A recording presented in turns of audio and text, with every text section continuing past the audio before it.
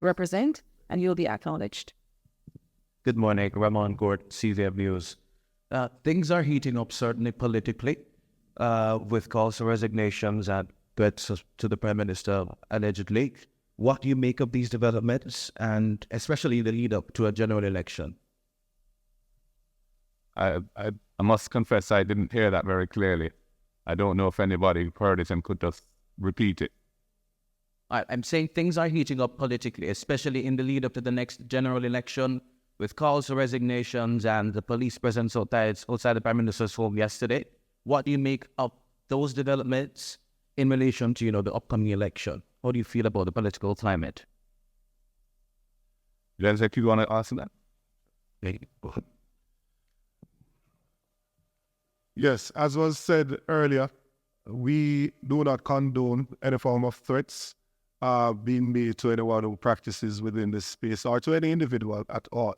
And we believe that the police should investigate the matter thoroughly, and those who they find that were associated with such threats should be brought to justice in a very timely manner.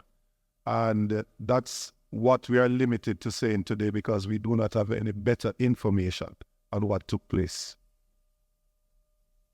You do not about it. What I said about political environment.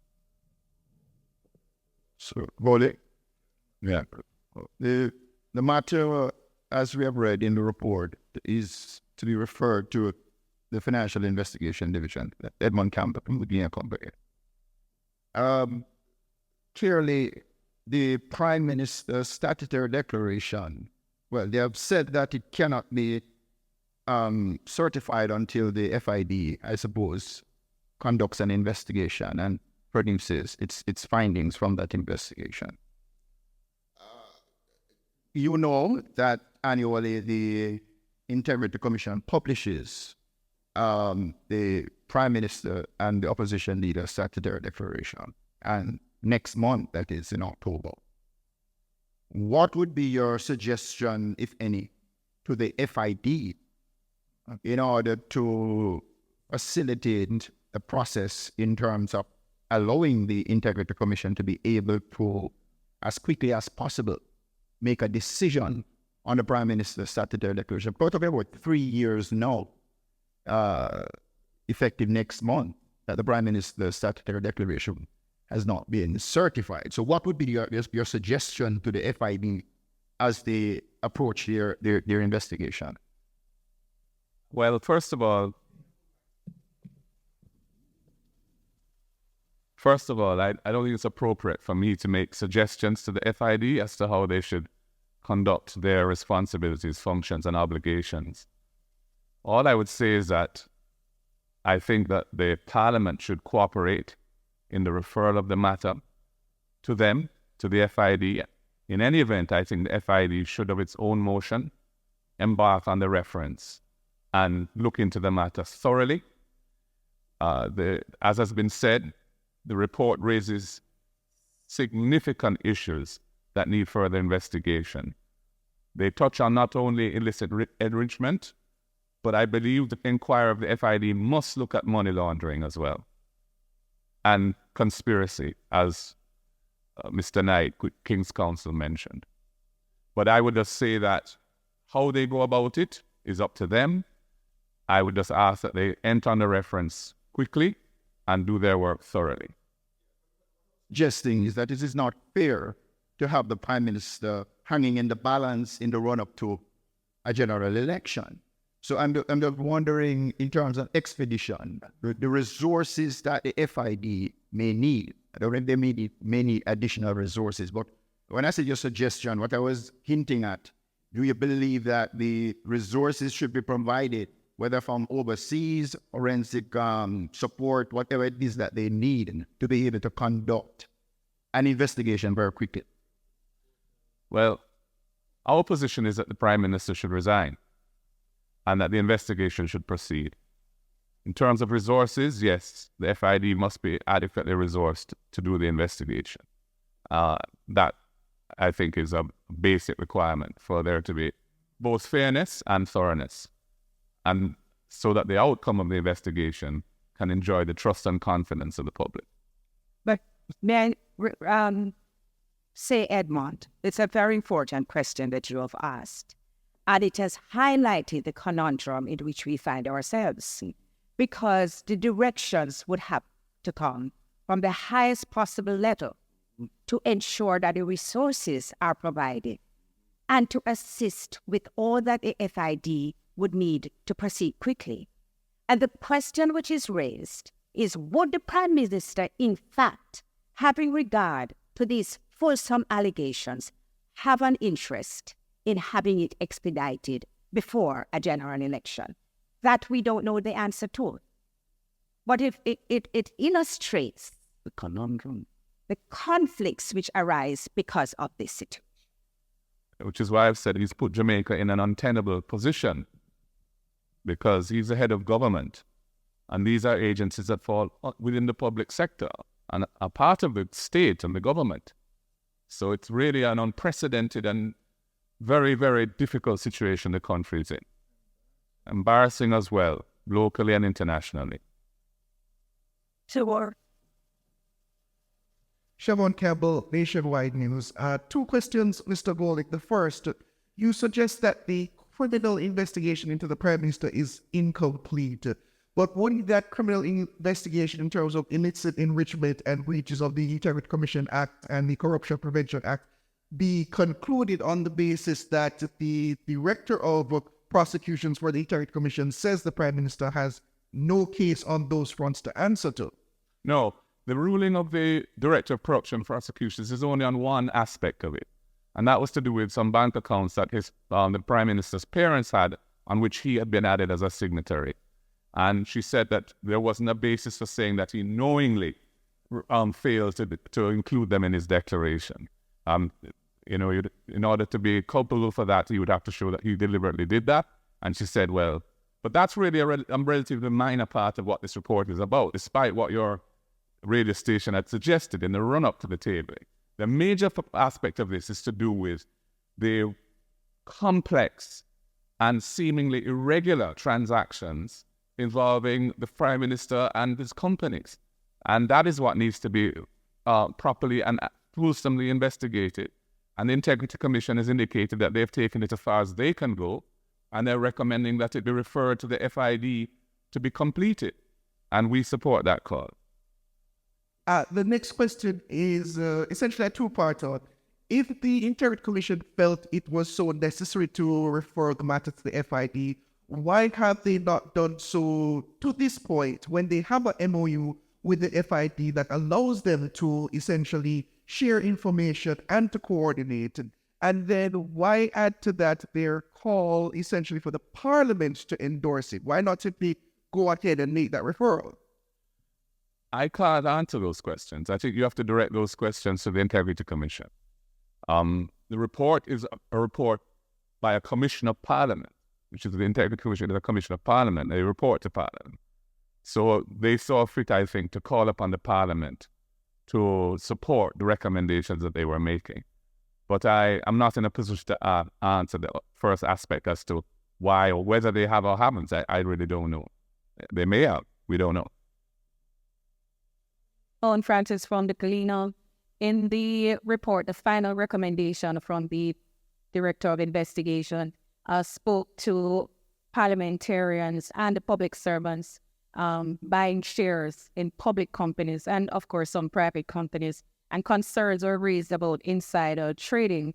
And so what he said or recommended was for stronger legislation to combat that. What are your thoughts on this? What's your position on this? Well, insider trading is an offense under the Securities Act already. And the FSC has the statutory role and responsibility over that act. But I agree that there needs to be clearer guidelines, or certainly the guidelines, if they exist, should be revisited and tested for accuracy in light of the kind of activities that leaders in the country are apparently engaged in while they're in government, so that there are clear guidelines that elected representatives, especially those in government, are required to follow. It is clear that for example, in the case of the Ministry of Economic Growth and Job Creation and the OPM, the Office of the Prime Minister, both of which obviously fall under Mr. Holness, they have such a huge swathe of the public sector that come under those two offices, that ministry and that office.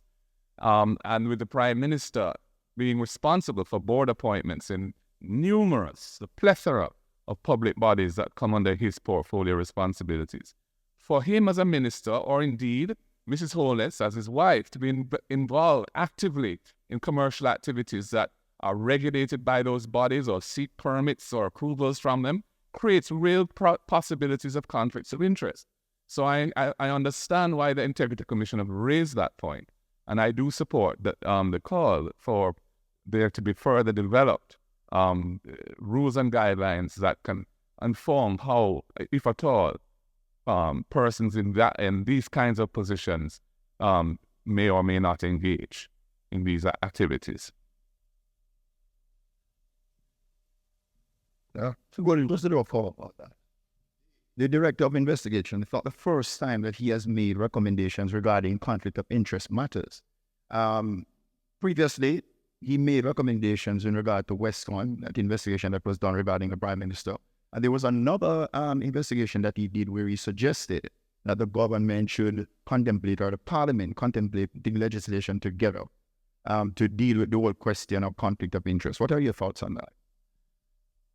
I support the need for it, as I've just said. I mean, the way in which legislation is typically developed, especially legislation that's starting from scratch or where a fresh approach is needed, is that the policy is developed within the government by the bureaucracy and the experts that are in it, and is developed in an iterative process where all relevant stakeholders are engaged in consultation, and then it's taken to cabinet for drafting instructions to be prepared and approved to go to the drafters for drafting. And after that, there's a lengthy process of internal review and finalization before it finally goes to cabinet for the legislation committee of cabinet to read it word for word and then send it back to cabinet for approval to be tabled. So it's when you see legislation come to parliament, you're really looking at the tip of an iceberg of activities that have taken place to get it there. So it's really for the government to engage the processes of government on this particular issue of how to address these conflicts of interest so that the policy can be developed, and I would support that. Two final questions from me, Mr. Golding.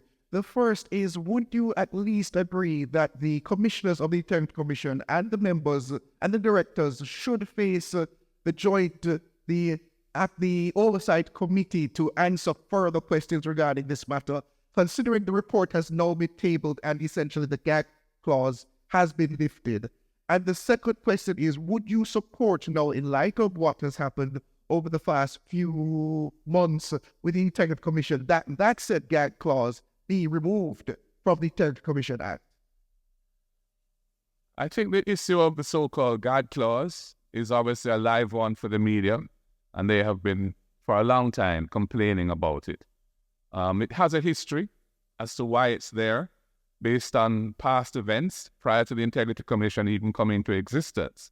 And I think there needs to be an appropriate balance struck. And, the attempt was made in the provision that you find offensive, because it simply says that until the investigation is complete and the report is tabled in Parliament, it should not become a public document. It should remain a confidential document within the Integrity Commission. On the face of it, that is inoffensive. What has become problematic, I think, is the length of time that these investigations have been taking because of the fact that they inherited a body of work as a new institution. They had to get themselves up and running institutionally as an amalgamation of other entities that were brought into one. And it's taken them a while to clear that backlog and so on. But I'm prepared to have a discussion about that issue, and I have an open mind on it. I don't want to say definitively how I feel, because I think I'd like to have the benefit of that discussion before I arrive at the position. Yeah. Part of the question. First part of the question to do with what there was like, am I understanding? Huh? So I believe they convened a meeting for the 3rd of October of the Integrity Oversight Committee. I can tell you, though, that the intent behind the legislation with that committee was for it not to get into the weeds and nitty-gritty of reports that go to Parliament. That is really a matter for Parliament as a whole. The purpose of the Oversight Committee is to review the operations of the Integrity Commission, the resources that are available to them, and the need for changes in the legislation that can be so that recommendations can be made to make the Integrity Commission more robust, more efficacious, more effective. That's really what the Oversight Committee is about. It's not to have a sort of second bite at the cherry to review specific reports that have been investigated and tabled. Those are to be debated in Parliament, and Parliament is to make a decision as to what should happen based on the recommendations in those reports. All right, I think that's it, based on what I'm hearing. Yes. Yeah. Thank you. Thank you, ladies and gentlemen. Have a good day. Time come.